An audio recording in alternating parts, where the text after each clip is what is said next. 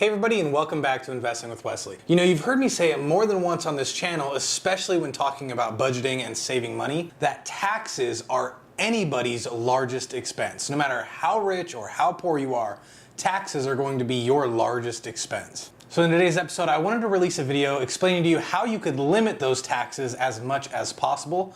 And I'm not a tax professional, so this isn't going to be exactly step by step, but more of like a concept overview so you understand what you're doing and what you could potentially research to get more familiar with this. So with that being said, let's get into it. Okay, so limiting the amount of taxes you pay all starts with understanding that there's really only three different types of income that's taxed. The first one is the income you earn by working. So this could be as a regular employee, a self-employed person, or even a business owner. This is money that you're actively working to achieve. Now, the second type of income that's taxed is portfolio income. Now, portfolio income consists of things like dividends, interest payments, and royalties. As it suggests in the title, this is the income that you earn from all of your investments. And finally, the last bit of income that is taxed is the passive income. Now, passive income is really limited to just two things. The first part being rental income from any of your investment properties. The second part of it would be any income received as a silent business partner, where you own part of the business, but you're not making any sort of decisions, so the money you're earning is completely passive. Now, those are the three different types of incomes that are taxed. Now, they all share a few things in common, but there's also significant differences between those three. So the common thread between all these is that because they're income, whether active or passive, they're all taxed at the normal income tax bracket rate. Whatever your earned income is, that's the bracket you're put into, and that's the tax you're going to have to pay. But let's talk about the differences, because it's in those differences that is going to help you save a lot of money when it comes to taxes. So starting with the one that pretty much all of you will know, and that is the earned income, where you're working a 9-to-5 job or so on. All that money is taxed at whatever income rate you're at, plus you have to pay an additional Social Security tax. Now, if you work for an employer, that tax is cut in half because your employer pays the other half. But if you're self-employed or the owner of a business, you're gonna get stuck paying both ends of that FICA tax. So not only are you paying income tax, but you're also paying this Social Security tax. And this by far is the worst kind of tax or income group to be classified into because it is taxed the absolute most. In fact, I think the statistic is something like 88% of all the taxes that the United States collects comes from this kind of income class. So obviously, if we want to save ourselves as much money as possible when it comes to taxes, we need to find a way to get out of this particular tax class. Now, next I want to talk about the passive income. And like mentioned before, that includes silent business partner income as well as rental income from investment properties. Now, the passive income is not subject to the Social Security tax, so you're only paying whatever income tax bracket you fall into. Now, the good thing about this is that there are an incredible amount of different strategies, different tactics, and even different programs out there that can help you limit as much of that rental income or silent business partner income as possible. Now, although you're still paying the taxes on all the income you receive as a silent business partner or through rental properties, there are some different tricks that you can use to limit this as much as possible. Now, the real estate investing niche here on YouTube and pretty much any other social media platform is massive. And everyone says the exact same thing. And that's because the exact same thing can work for everybody. Any expenses that you have to run that investment property, whether it's a property manager, maintenance, or so on, can go to offset the amount of income you've received and thus lowering your taxable amount. There's also things like 1031 exchanges. So when it comes time for you to get out from this investment property,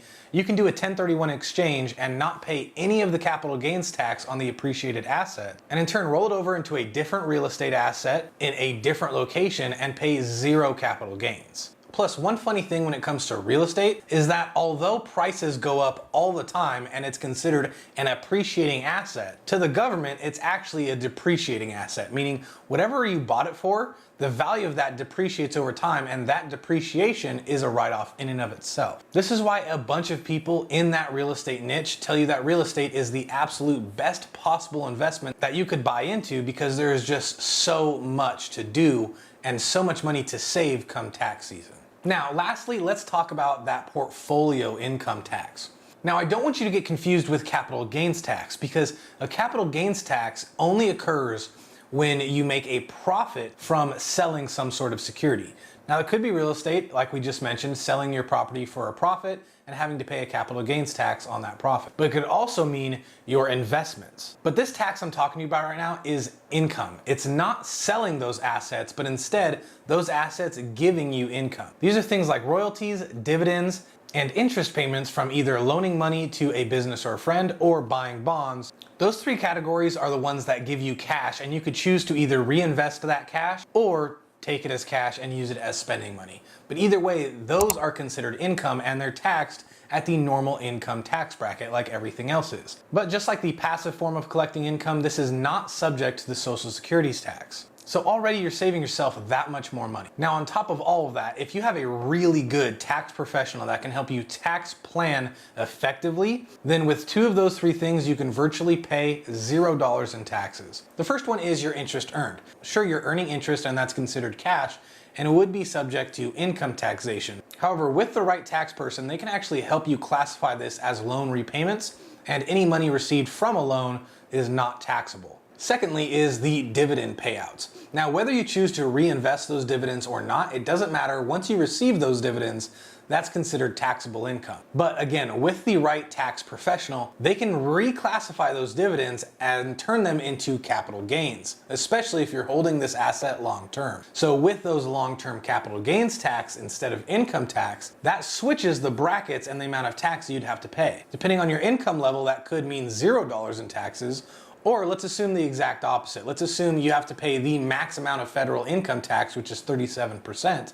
But instead, if they're reclassified as long-term gains, it goes all the way down to the max of 20%. So already you're saving yourself 17% in taxes right off the gate, just by reclassifying the dividends into capital gains. Now, the funny part is I have absolutely no idea how you would reclassify these things and how it actually saves you money in taxes. I know the math behind it, but between all the forms and all the different rules and regulations, I have no idea how these CPAs do it. Which is why I think hiring a great tax attorney or CPA is worth every single penny, because it saves me the hassle of learning how to do all of that. Now, about 90% of everything I've learned from taxes has come from Anderson Business Advisors. So they have a channel here on YouTube, and admittedly, they're a bit expensive when it comes time for tax season. So if they're out of your price range, I highly encourage you at least to just check them out on YouTube so you can learn more things yourself from an actual tax professional.